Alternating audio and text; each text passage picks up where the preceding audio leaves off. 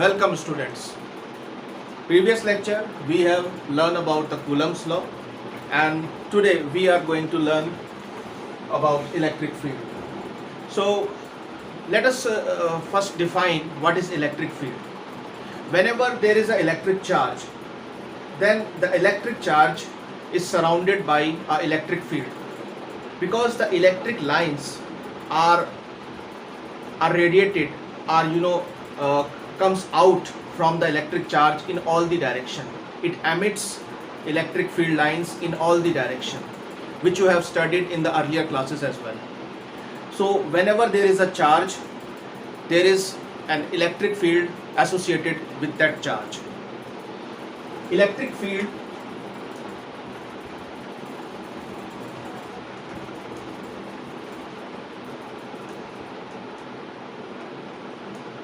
of a charge capital Q is given by electric field is a vector quantity, so we can write Q upon 4 pi epsilon naught R square, and the direction is, let us say, r cap. I will explain you what is the meaning of this vector quantity and what is this unit vector. See, if there is a charge at the origin of this x, y, z coordinate system, this is your z, this is your x, let us say this is y axis. So in Cartesian coordinate system, this charge capital Q is at the origin. Then all the points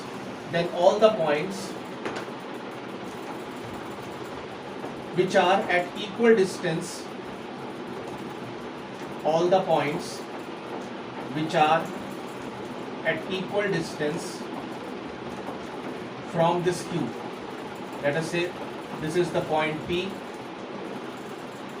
which is at a distance small r, and similarly all other points are at the same distance small r.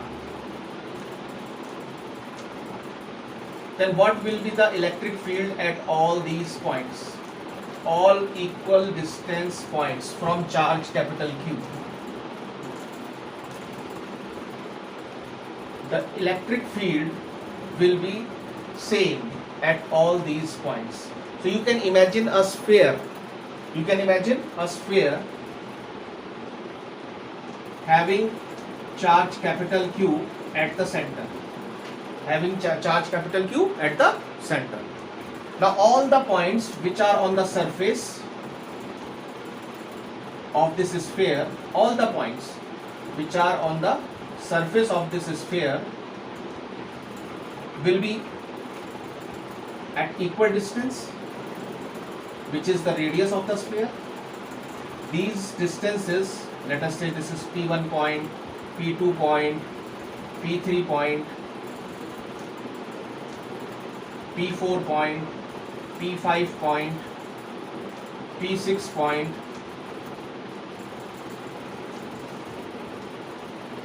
So all points are at same distance, are at equal distance from the center. So we can say the electric field, due to this charge capital Q will be same at all these points which are on the surface of the sphere. So in 3D you can imagine that charge is at the center of sphere, and on the surface of the sphere all the points will be having equal amount or equal magnitude of electric field. This unit vector R, suppose this is the vector R. So unit vector R can be found by dividing vector R with the magnitude of R. So R is the distance of charge Q to point P. the distance between charge q and point P is small r, and unit vector r is actually along the radius, so it is in radial direction. So we can say this unit vector between q and P, point P, will be in the direction along the direction of radius, along the direction vector of radius.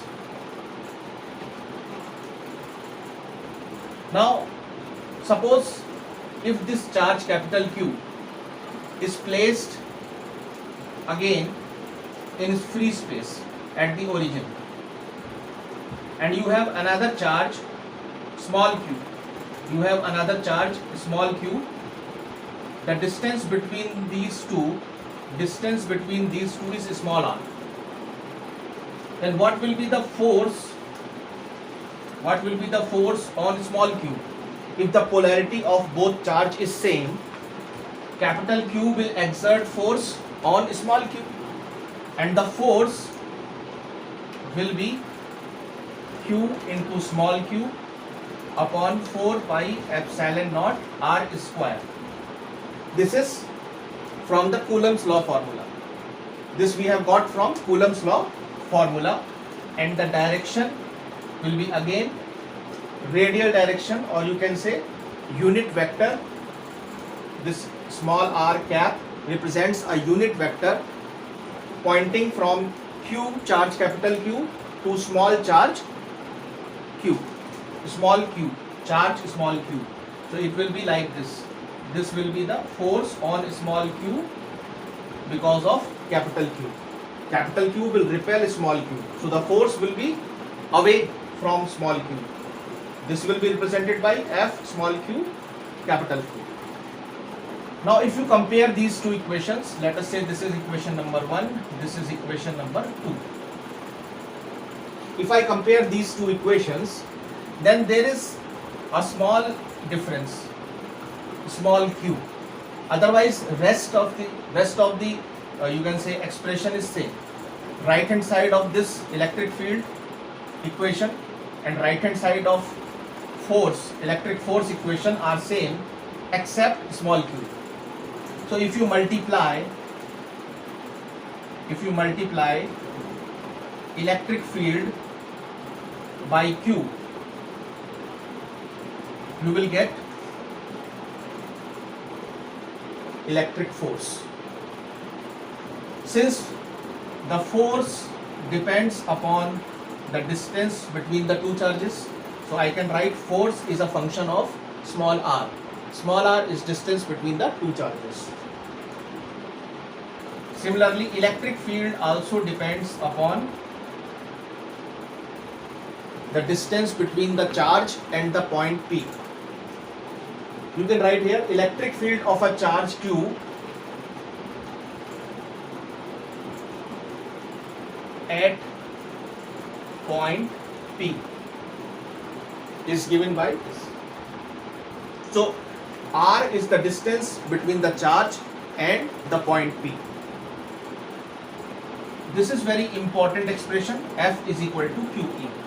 So I will just highlight this. You have to by heart this formula, F is equal to QE. So any charge, if it is capped near to a bigger charge, or you can say if any small charge is capped, point charge is capped in an electric field, then the small charge will experience a force which is given by Q multiplied by E. Now if I assume that small q is equal to unity. Unity means 1 coulomb. If the value of small charge is 1 coulomb, that is unity, then the force, electric force, will be same as electric field. Both depends upon the distance. Here the distance is distance between the two charges, and here the distance is distance between the charge and the point where you want to calculate the electric field. So let us note down the definition of electric field.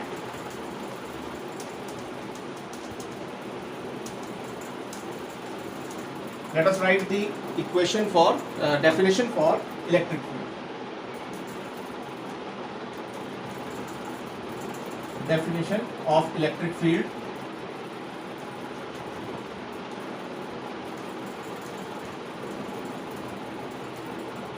Electric field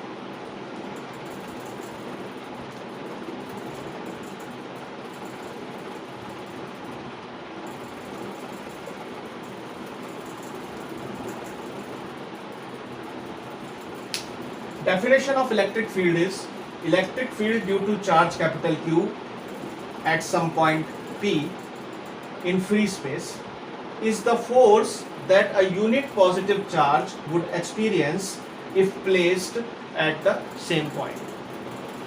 From this expression, F is equal to E when small q is unity.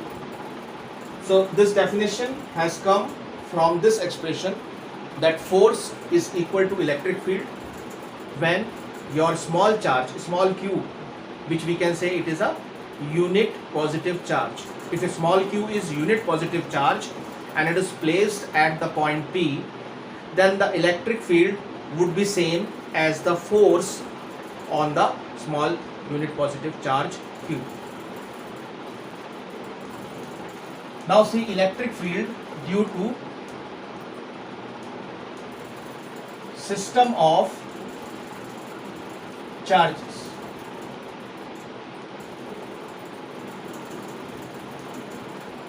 Or you can write multiple charges.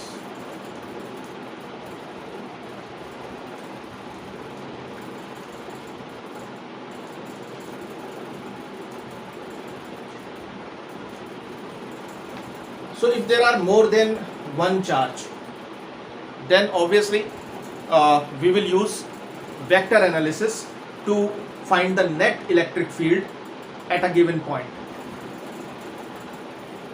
Let us suppose you have one charge here. Let us consider a charge Q1 and there is another charge, positive charge Q2, and there is another charge, same positive charge Q3, and you want to find the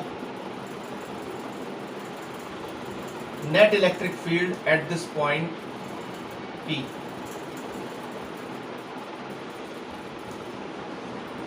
This is point P and there are multiple charges Q1, Q2, Q3, all are positive charges. Now what will be the net electric field? See, we can draw vectors for each electric field individually. So consider one by one.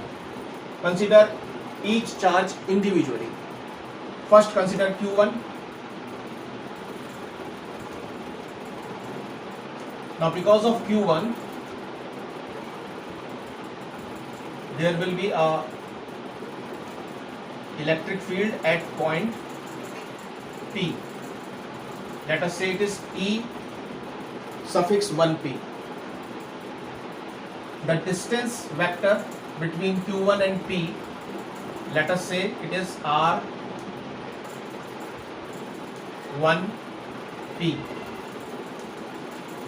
Now consider second charge Q2.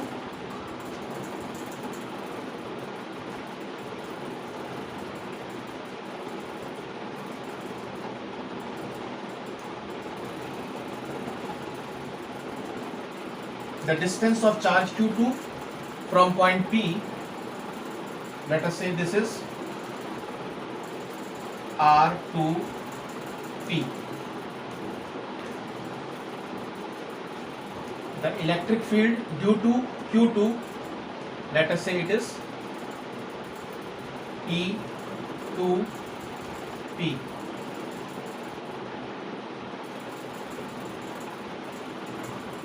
Now we will try to find the resultant of E1P and E2 using law of parallelogram. Complete the parallelogram.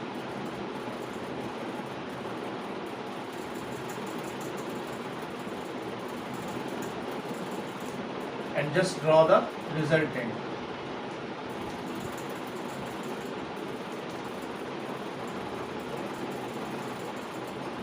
Let us say this resultant is R1. Resultant of electric field E1P and electric field E2P. The resultant of these two is R1. Now we will find electric field at point P due to Q3.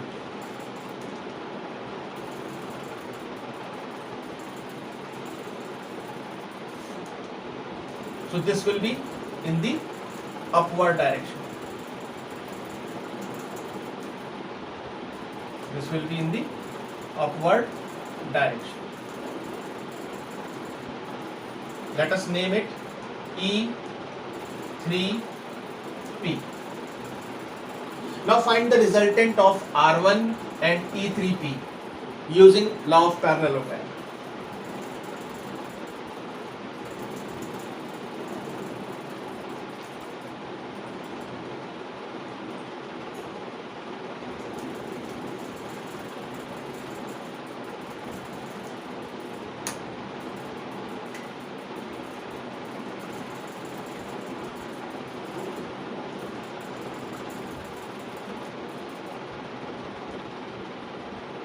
Using law of parallelogram. So this is your net electric field. This is your net electric field. The final resultant of R1 and E3P will give you the net electric field at point P due to Q1, Q2, Q3. In equation form, you can write like this: net electric field is equal to sum of, because it is a vector quantity, so you can draw one bar above the E. This is E1P, E2P, E3. So you can add all the electric fields, okay, using principle of superposition, where we just add using vector analysis. So you can simply add these three to find the net electric field, magnitude of net electric field, and the direction will be, you can find the direction of the net electric field using vector diagram. Now suppose in place of 3 there are n number of charges, and you want to find electric field at point P. Then what will be the final expression? if you have n number of charges, you can write here for n number of charges, the electric field, the net electric field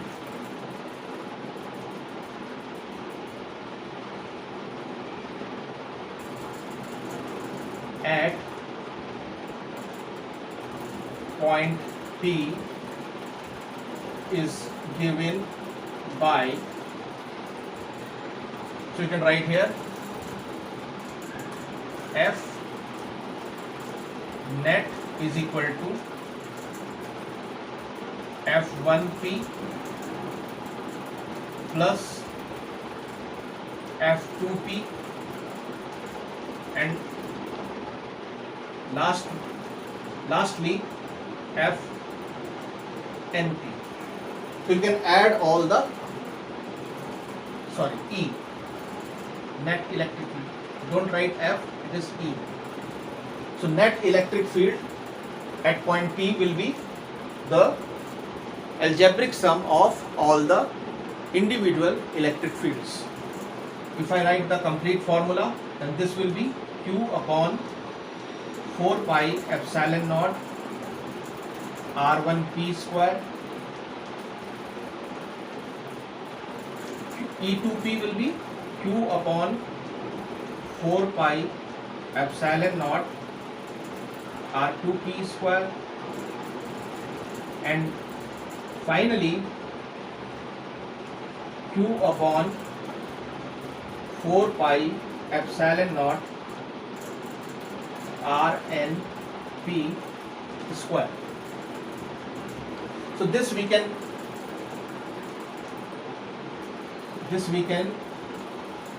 write using summation sign. You will take out common terms, Q upon 4 pi epsilon naught, and you write summation sign I is equal to 1 to n, and you will have 1 upon R I P square. This is how we calculate the net electric. So now let's see some important points about the electric field. First point is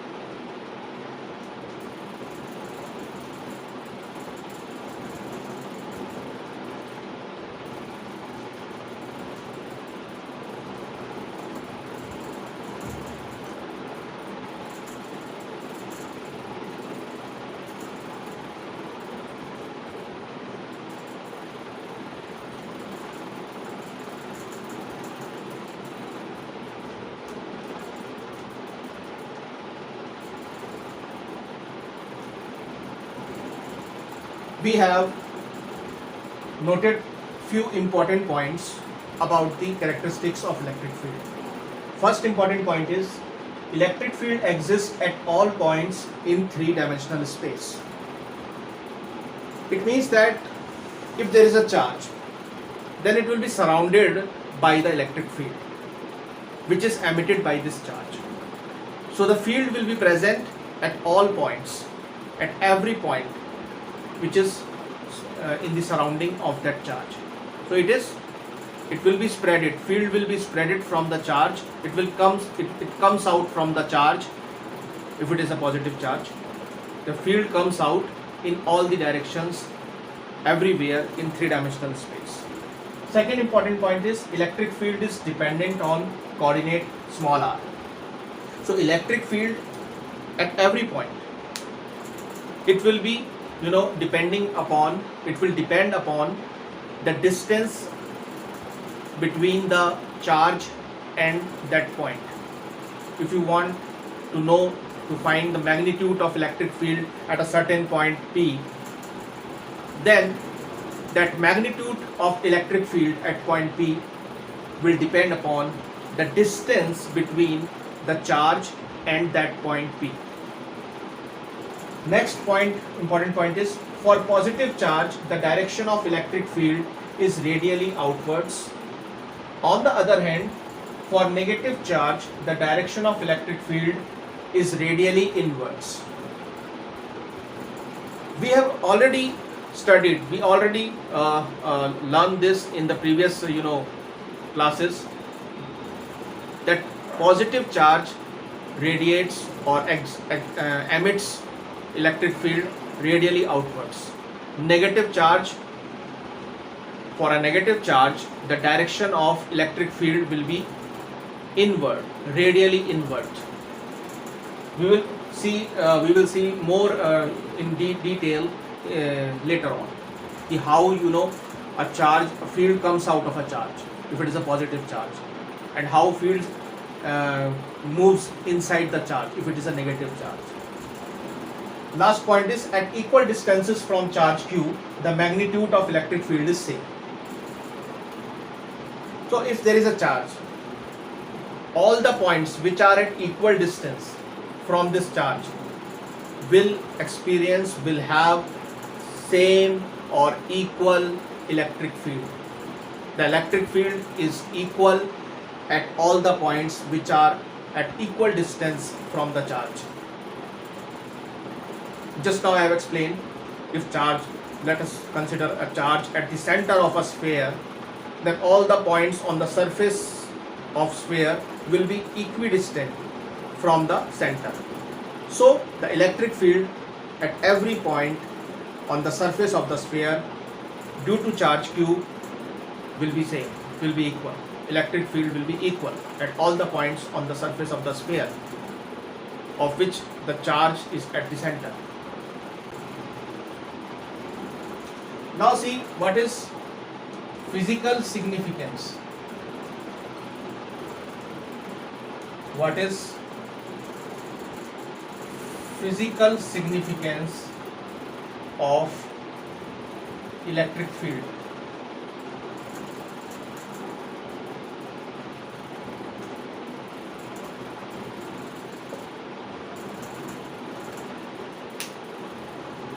First point is,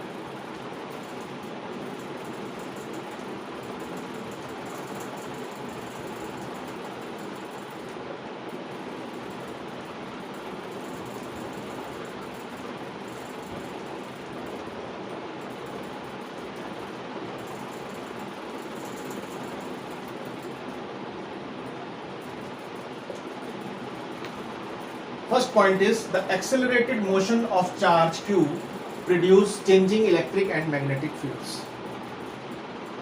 So whenever any charge is accelerated, it will produce changing electric and magnetic fields. Now next point is changing electric field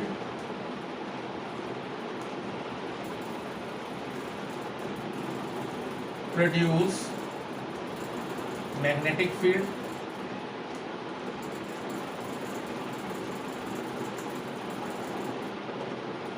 and changing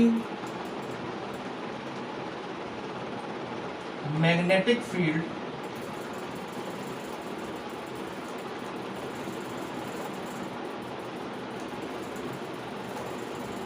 produce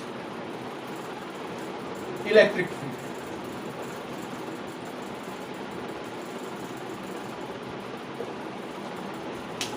Changing electric field produce magnetic field and changing magnetic field produce electric field. So in space, in free space, if electric field is changing, automatically it will produce a magnetic field, and vice versa. If there is a changing magnetic field, it will produce it will produce an electric field.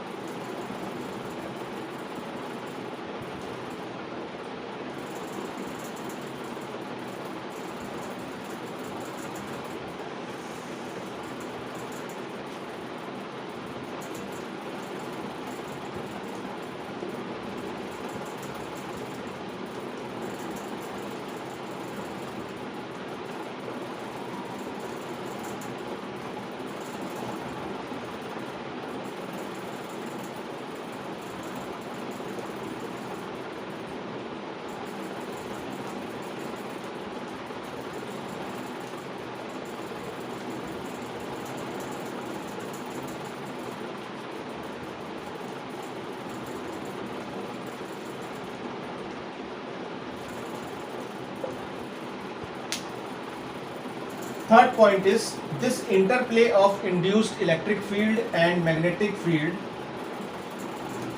produce electromagnetic waves. You all know that in today's world, for faster communication, we use radio waves. Radio waves are nothing but electromagnetic waves. Electromagnetic waves are used to transfer information from one point to another point. So we can say electromagnetic waves are used for transferring energy. Electromagnetic waves transfer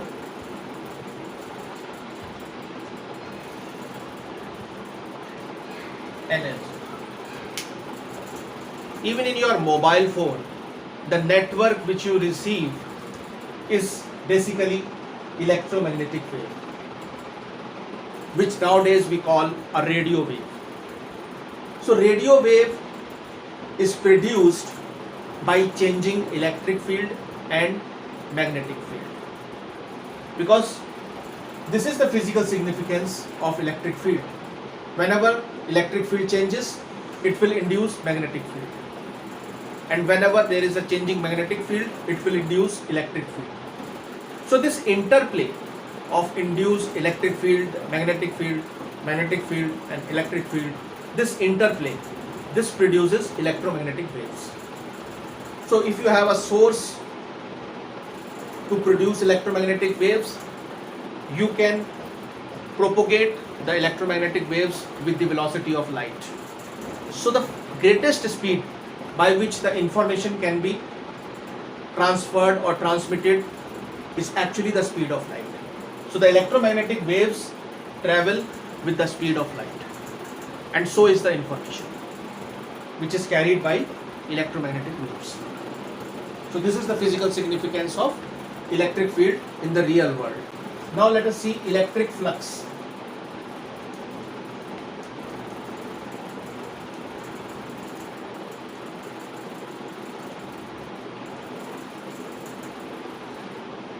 electric flux is basically the number of electric lines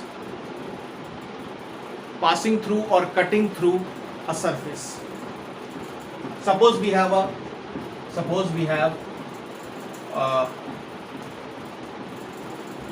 surface element. You can call it a planar element. This is, let us say, a planar element, or you can say area element.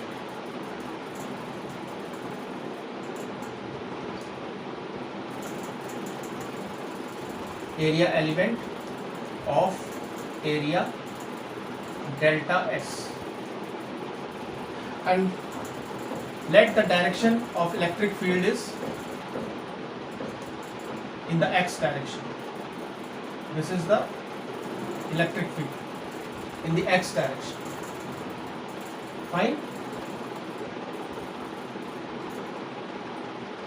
Now if three lines are cutting or passing through this area element or planar element, I have written here delta S because I am considering this as a very small area element. So electric flux here will be 3.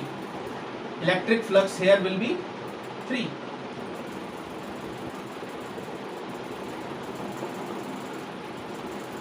Because 3 lines are cutting the area element. In general, number of electric lines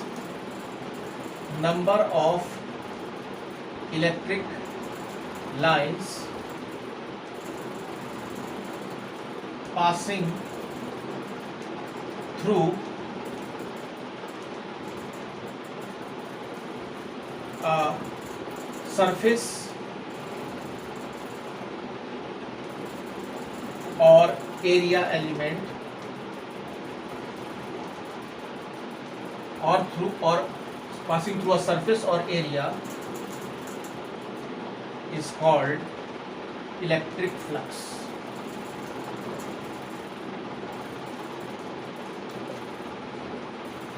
So this is the definition of electric flux. Number of electric lines passing through a surface or area is called electric flux.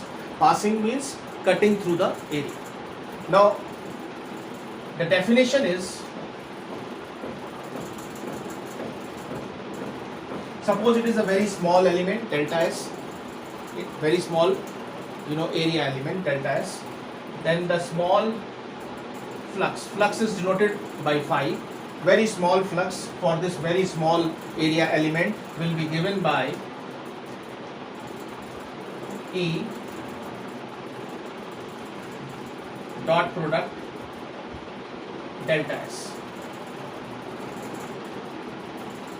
So this delta S represents very small surface element. If you have so many surface elements, very small, large number of, if you have large number of small area elements, then the total flux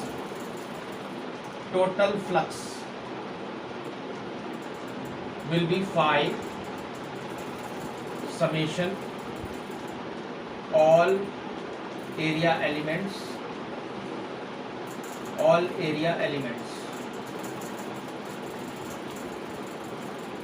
E delta S.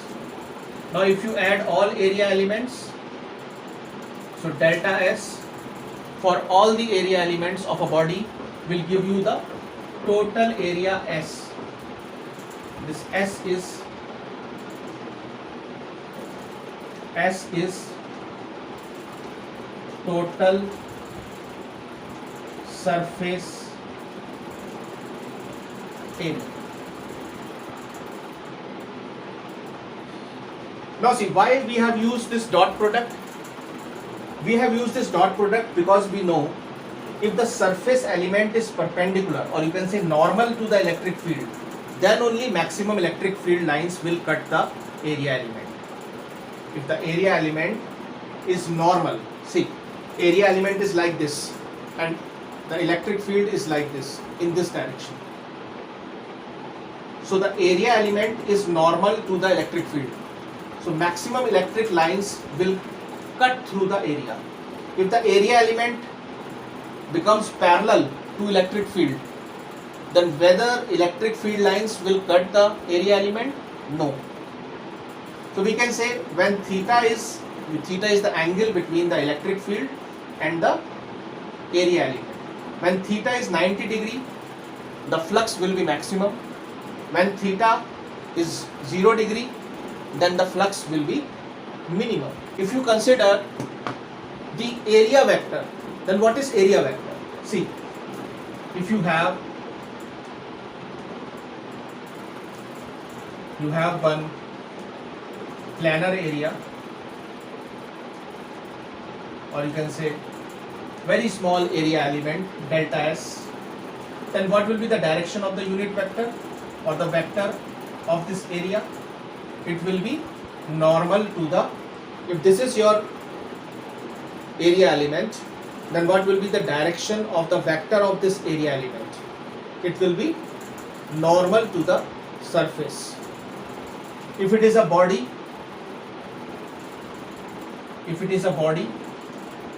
then you take a small surface area element and the normal, this is your delta S. Take the small surface area element and the normal, outward normal to this surface area element will give you the area vector. So every area has a vector which is called direction vector. So for a surface, normal to the surface. For a body, you have to take one small area element on the surface of the body and outward normal will give you the direction of that particular area vector. Now in terms of vector,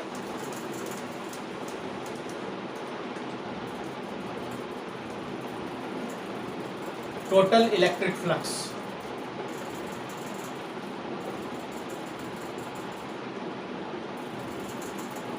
that is phi, will be equal to E dot delta S. E is a vector, E dot S, right? E dot S, because we are calculating total electric flux. So this is equal to E S cos theta. So if you have surface area is like this, let us say this is your total surface area, fine. The electric field is in this direction. What will be the direction? What will be the direction of the area vector? If electric field is in this direction, what will be the direction of the area vector? Area vector will also be in this direction. This is the area vector. Because just now I told you, if this is the surface area, then the area vector will also be in this direction. So I may write it like this. This is equal to E dot S so this is the area vector.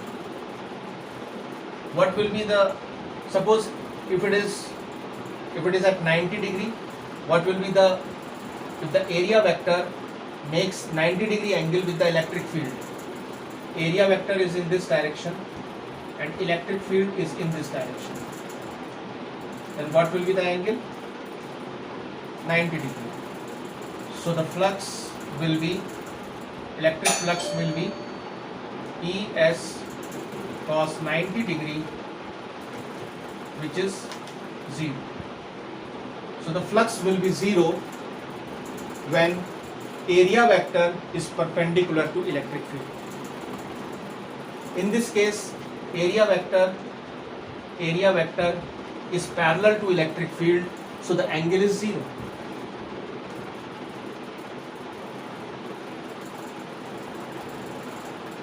So if theta is equal to 0 degree and area vector is parallel to electric field, we will get maximum electric flux. That is, maximum electric field, electric lines will cut the surface area. So this will be equal to ES, because cos 90, cos 0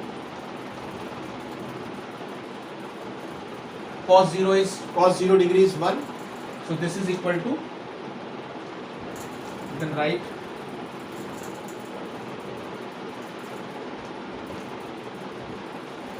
phi max is equal to ES. So this maximum electric flux will flow only when the theta is 0 between electric field and area vector. Now let us move on to the topic electric dipole.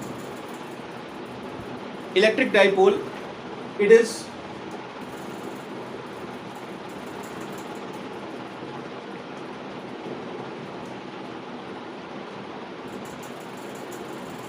pair of equal and opposite charges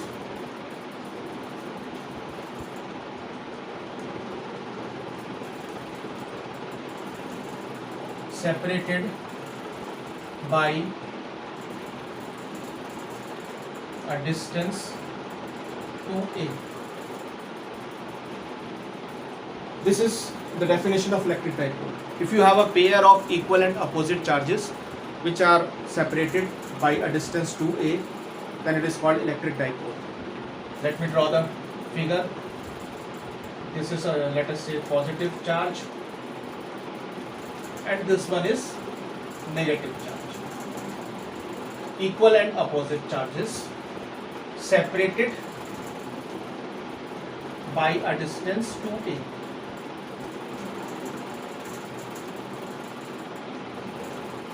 And the imaginary line joining these two charges is called axis of dipole. You can write here imaginary line joining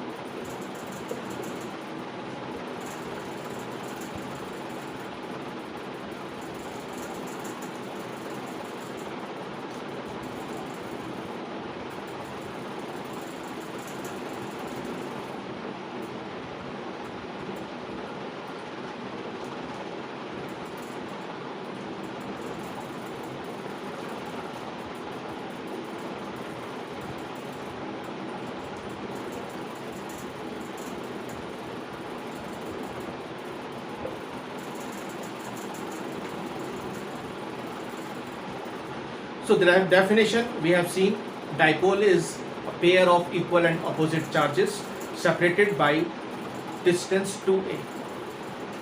We have one positive q and minus q, another minus q, and they are separated by 2a. So this is called dipole. The imaginary line joining plus q and minus q is called axis of dipole.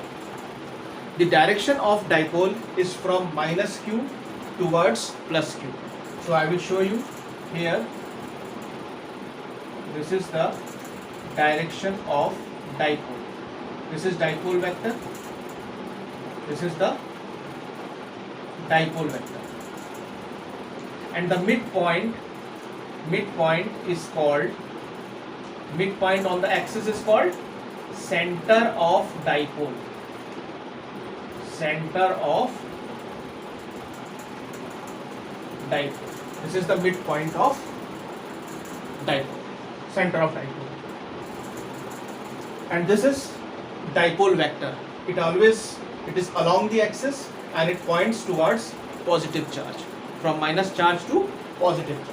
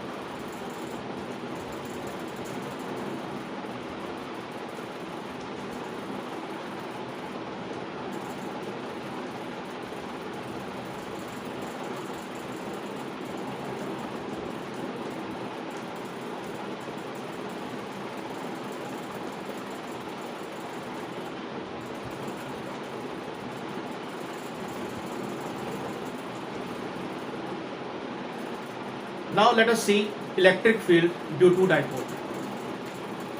First we will consider electric field at some axial point. Suppose this is dipole, this one is negative charge, this one is positive charge,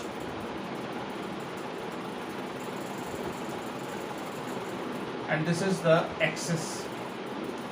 The distance between these two charges is 2a.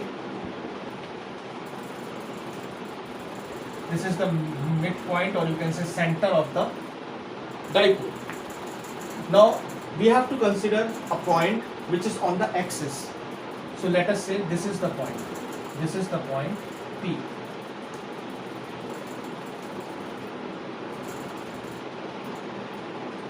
This is the point P where we want to find out the net electric field due to this dipole. As we know, there will be an electric field due to minus q at this point P, and another there will be an electric field due to plus q at this point P. What will be the directions of these two electric fields? See, there will be one field, electric field E minus Q, E minus Q towards minus Q, and there will be another electric field at this point pointing away, which we can call E plus Q, E plus Q. Now the net electric field will be equal to electric field due to positive charge and electric field due to negative charge. Electric field due to positive charge is in the direction of the dipole vector, because dipole vector is from negative charge to positive charge. So it is in the same direction, so I can write Q upon 4 pi epsilon naught, and positive charge distance is r minus a square.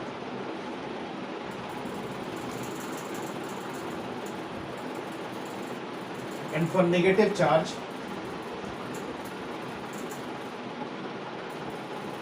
minus q upon 4 pi epsilon naught r minus a, sorry, r plus a square.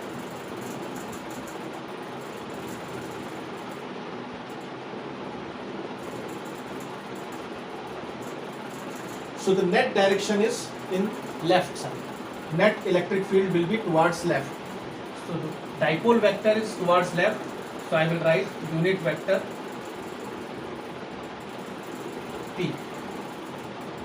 Now if you further solve this, take q upon 4 pi epsilon naught common, then you will get 1 upon r minus a square minus 1 upon r plus a whole square. This is your net electric field. To further solve this, you will get 4q a r upon r square 4 pi epsilon naught r square minus a square whole square, and the direction is dipole, unit vector of dipole. So this is the final expression for the electric field. Now in case P point is very far away, is very far away from dipole, then obviously R will be much greater than A. So we can neglect A in this expression. So net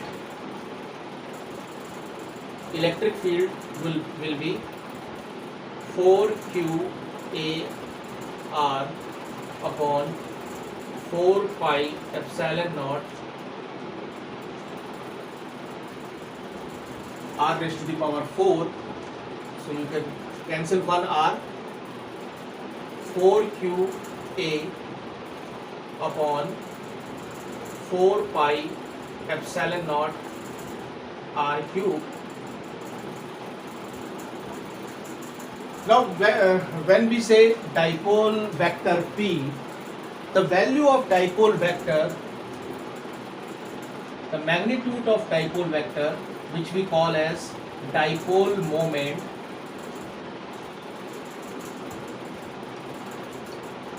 this dipole moment P, dipole vector, is given by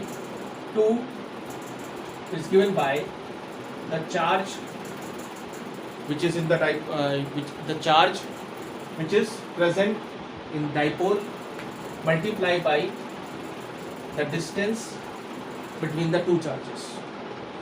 So each charge multiplied by distance between the two charges give you the dipole vector or dipole moment. So just put this value here, you will get E net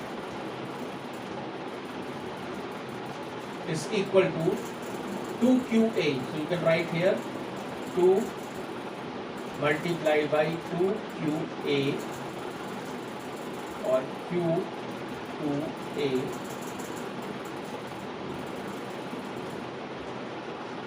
four pi epsilon naught R cube. So this is 2P. This is 2P upon 4 pi epsilon naught R cube.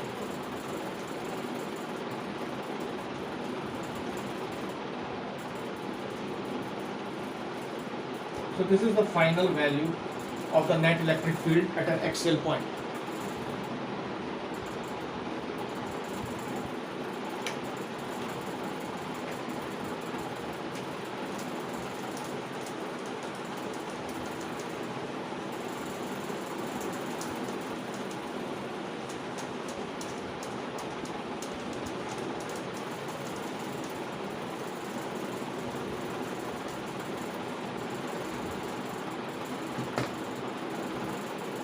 Now we will see electric field at equatorial point, electric field at some equatorial point.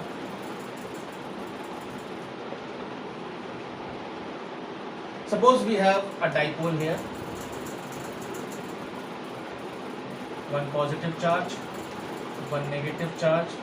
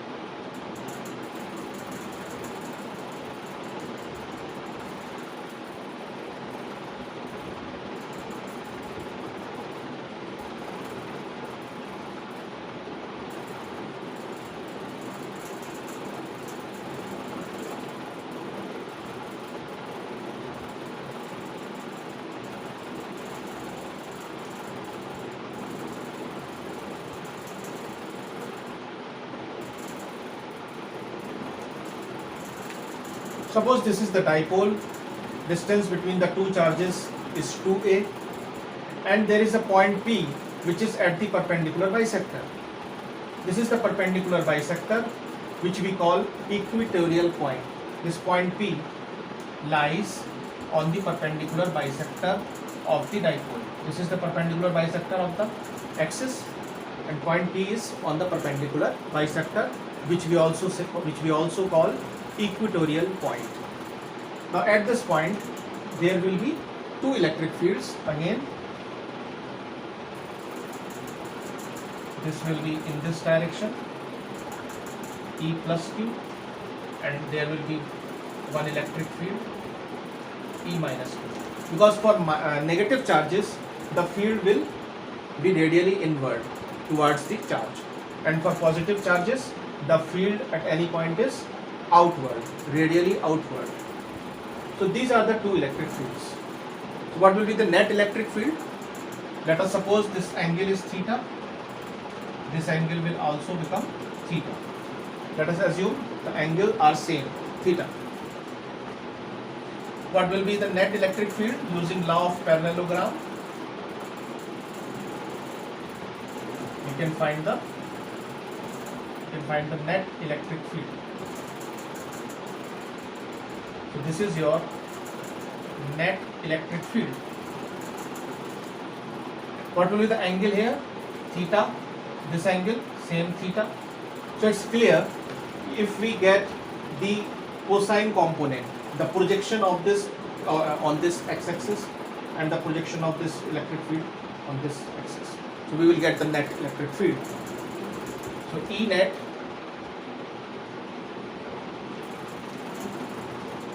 will be equal to E plus Q cos theta plus E minus Q cos theta. But since this is in the rightward direction and dipole vector is in the left direction, so I will put minus sign, because direction is opposite. The direction of dipole is opposite to net electric field, so I have to put negative sign here. Take cos theta common outside. Taking cos theta outside the bracket,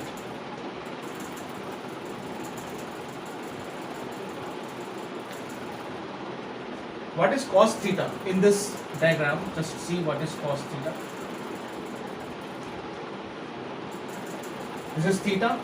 In front of theta we have perpendicular, and this one is base. So base is small a, because half, the distance from the center of dipole to this charge would be a, small a. And what would be this distance? Hypotenuse This will be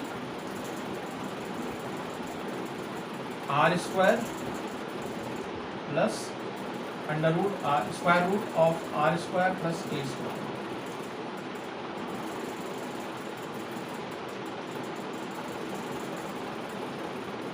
So this is cos theta.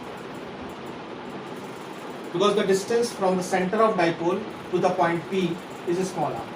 So in this right angle triangle, this hypotenuse would be under square root r square plus a square. So I will put the value of cos theta and the electric field formula. Q upon 4 pi epsilon naught.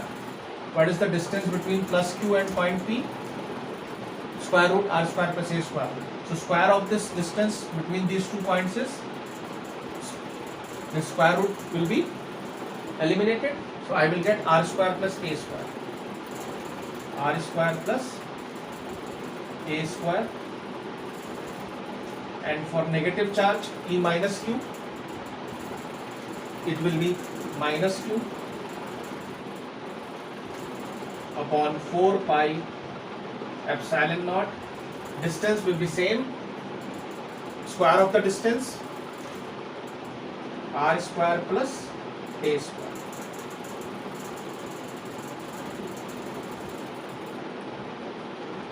And multiply this whole term with the cos theta.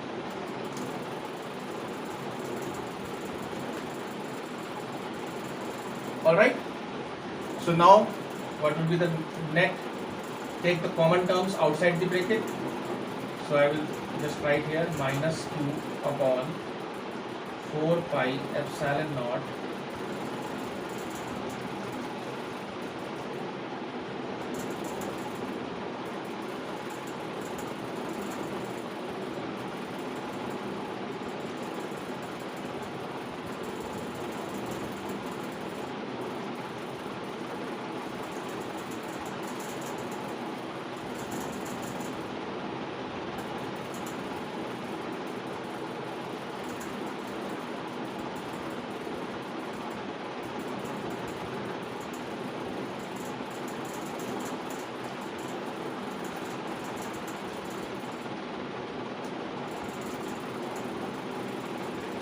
So this will be the net electric field, right? So this will be minus 2 times Q. And what is the value of cos theta? You can put the value of cos theta. A upon r square plus a square. So you will get minus 2QA upon 4 pi epsilon naught r square plus a square power 3 by 2. Now if r is much larger than a, because point P is very far away from the center of the dipole, then we can neglect a and the net electric field will be minus 2QA upon 4 pi epsilon naught RQ. We know 2A multiplied by Q is known as dipole moment or dipole vector. So in terms of dipole moment, I can write P upon 4 pi epsilon naught RQ.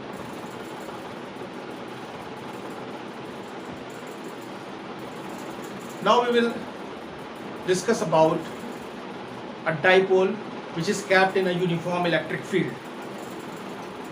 Dipole in a uniform electric field.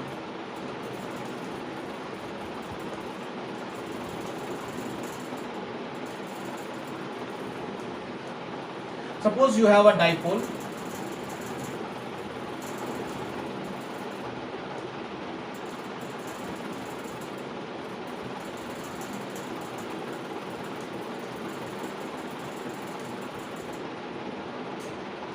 and this dipole is kept in a uniform electric field. The direction of electric field is upward. This is minus Q, this is plus Q. There will be force on this charge. I have already explained, whenever a charge is kept inside, or you can say in the electric field, then there will be a force on the charge which is given by QE.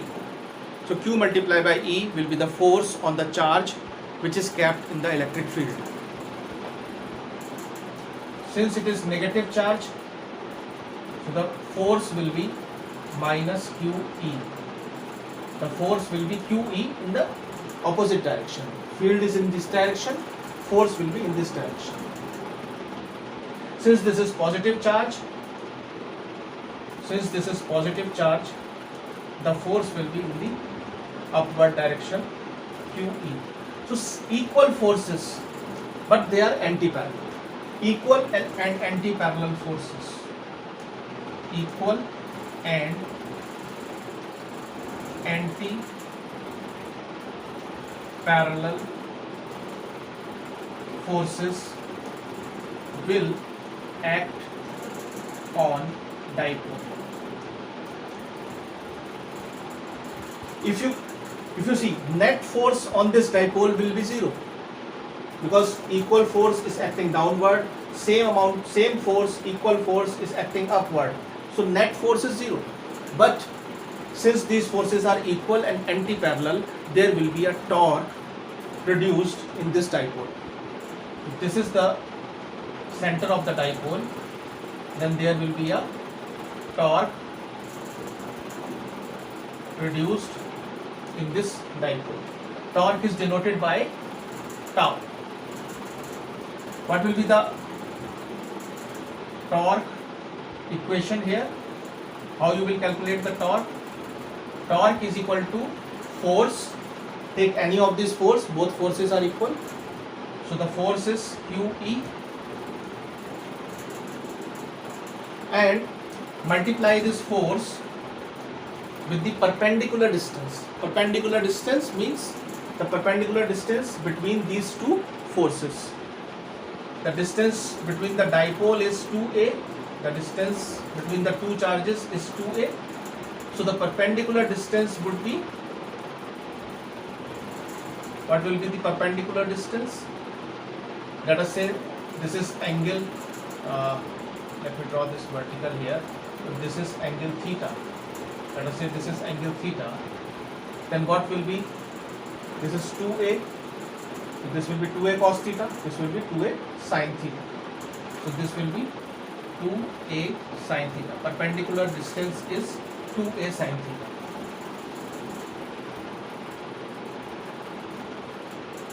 So I can write 2aq e sin theta. For sin theta, we write cross product. So I may write 2aq cross product with e. And 2a multiplied by q is dipole moment.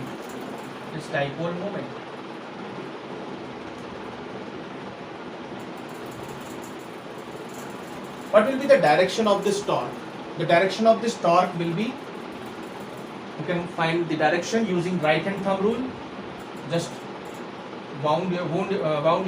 wrap your fingers in the clockwise direction, and the thumb will give you the direction of the torque. So the torque will be coming out of this plane. It will be outside. No, it will be normal, coming out from the whiteboard, from this plane.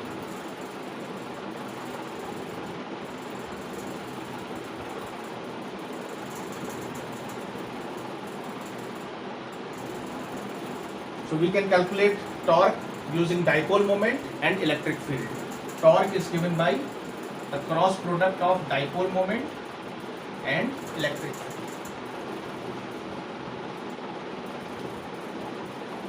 The direction of this torque will be using right hand rule, right hand thumb rule. You can find the direction. See, I have shown here this is anti-clockwise. So anti-clockwise, if you move the fingers, then the direction of thumb is normal, coming out of the board, out of the paper. So this will be the direction of the torque.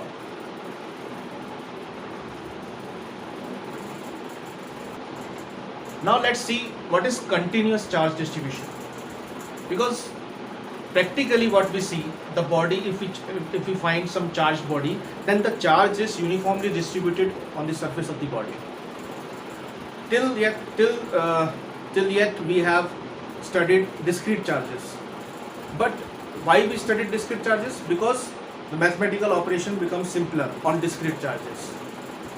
But practically we find that the charge is uniformly distributed, so we will study uniform distribution of charges.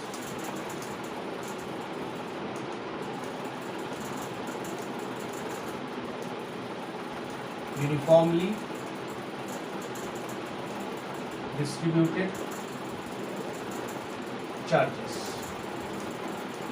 So when charge is uniformly distributed, then to find the total charge of a body, we use density of charge.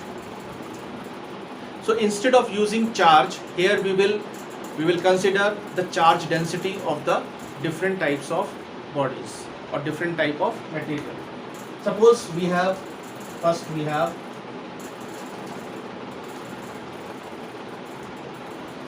it's a wire, and for this wire the charge is uniformly distributed. Let us say lambda. This is a wire. Lambda is the line charge density. Now how will you define this line charge density lambda for this wire? See, consider a small part of this wire. Let us say delta L. This is small part of wire is delta L. Then line charge density, you can write here linear charge density.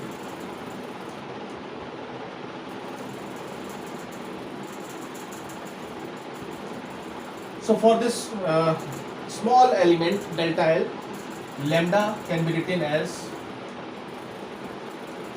delta Q upon delta L.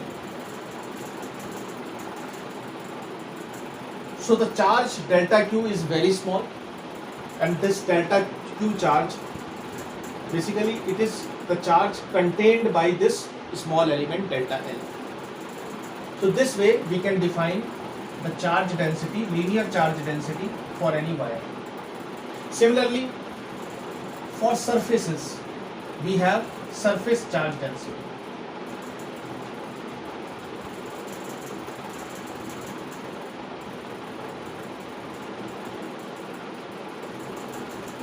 Suppose you have a surface.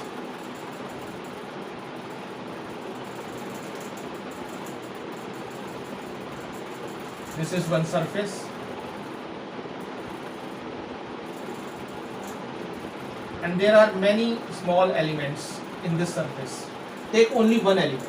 Take only one element. Let us say this is your element delta S. This is the element delta S. Then how will you define surface charge density? Surface charge density can be defined as sigma, and it will be the charge contained by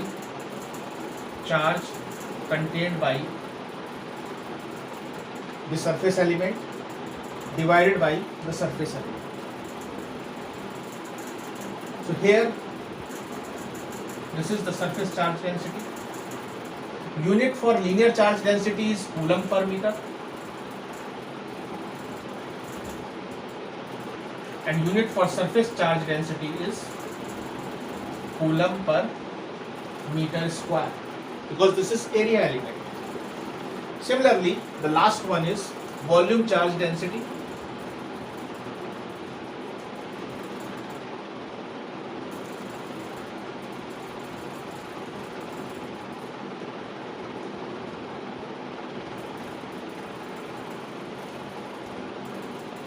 Suppose you have a body and the volume charge density for this body is rho. How will you define this volume charge density? Take a small element. Let us say this element is delta S and the charge contained is delta Q. So rho can be written as delta Q, or instead of because this is a volume, so take delta V, because you have to take elemental volume here.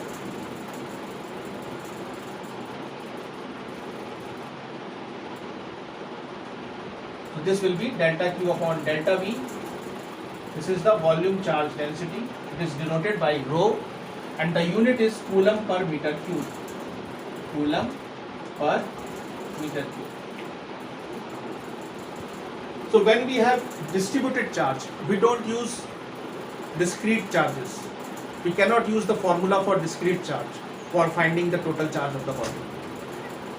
To find the total charge of the body, we have to use charge densities. If it is a line, then we will use line charge density. If it is a area, we will use surface charge density. If it is a volume, we will use volume charge density. If you want to find delta Q, then you can multiply lambda with delta N. Similarly here, you can calculate delta Q. The total charge contained in this element will be given by sigma multiplied by delta S. You can write here the charge contained in this small element will be equal to sigma multiplied by delta S. Similarly, charge contained in this elemental volume delta Q can be written as rho multiplied by delta V. And here the charge contained in this small element delta Q, small because it is very small element, so charge contained will also be very small. So you can write here lambda into delta N. This will be the charge in this small element. So this way you can quantize, or you can make it a discrete charge. You can calculate the total charge of any body, whether it is a line or an area or a volume. Now let's discuss the last topic of this chapter number 1 of class 12 physics, Gauss's law.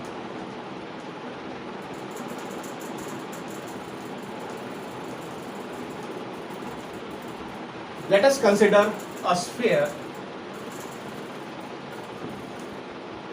Let us consider a sphere having some charge at the center.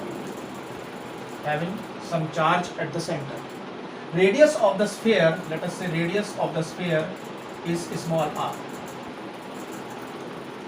Now on the surface of this sphere, if I take a very small elemental area,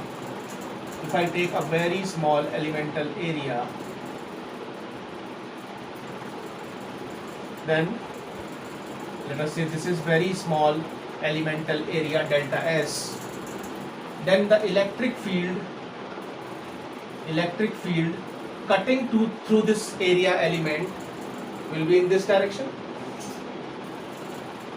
This is the electric field, because we know that for every charge the direction of electric field is radially outward. The direction of the electric field will be in the direction of the radius vector. It will be along the radius vector at that point. So at this point the radius vector will be in this direction, so the electric field will also be in this direction, and this is delta S.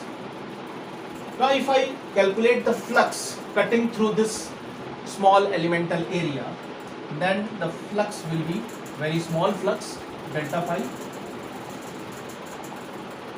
and this will be equal to electric field multiplied by, see dot product would be there, delta S.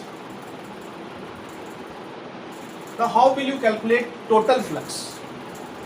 Total flux will be phi, and it will be, if you add all surfaces,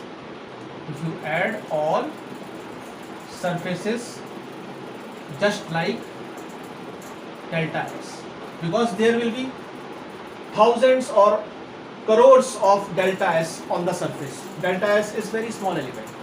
There will be infinite delta S elements on the surface. It is a microscopic. So if you add all those delta S, you will get total surface S. You will get total surface area S. So I can write by, if you add delta S all surfaces, you will get S. Now here is dot product. What is the angle between electric field and surface vector? See, surface vector is always normal. Surface vector is always normal to the surface. If this is the surface, surface vector would be normal to the surface, projected outwards. So on the sphere, the surface vector will be in the same direction. This will be the surface. At this point, the surface area vector will be in the same direction. Surface area vector will also be in the direction of electric field. So the angle is 0. So I can remove the cos term. I can write E dot S, simply ES. And what is E and what is S? Let us try to write. Electric field at this point would be Q upon 4 pi epsilon naught R square. What is the surface area of a sphere? Total surface area 4 pi R square.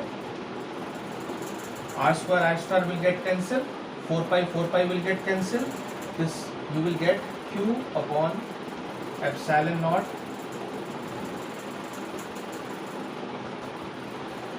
So finally we get total flux is equal to Q upon epsilon naught. This is what given by the Gauss. So Gauss law states that the total electric flux coming out or passing through a closed surface is 1 by epsilon times the total charge enclosed by the closed surface. I'll write the Gauss law.